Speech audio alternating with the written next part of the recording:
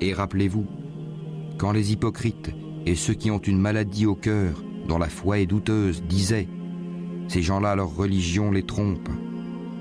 Mais quiconque place sa confiance en Allah sera victorieux, car Allah est puissant et sage. Si tu voyais, lorsque les anges arrachaient les âmes aux mécréants, ils les frappaient sur leur visage et leur derrière en disant « Goûtez au châtiment du feu ». Cela, le châtiment, pour ce que vos mains ont accompli. Et Allah n'est point injuste envers les esclaves.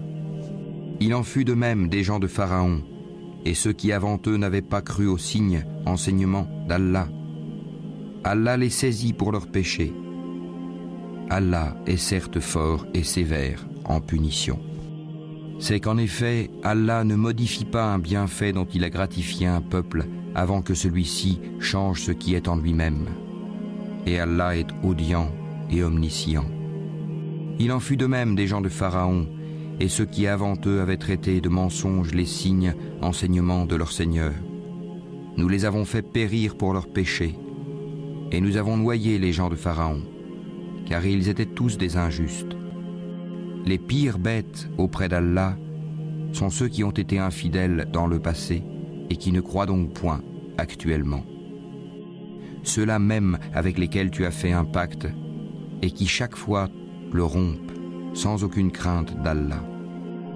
Donc, si tu les maîtrises à la guerre, inflige-leur un châtiment exemplaire, de telle sorte que ceux qui sont derrière eux soient effarouchés, afin qu'ils se souviennent.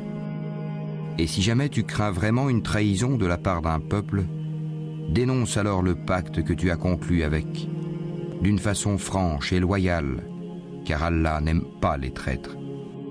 Que les mécréants ne pensent pas qu'ils nous ont échappé.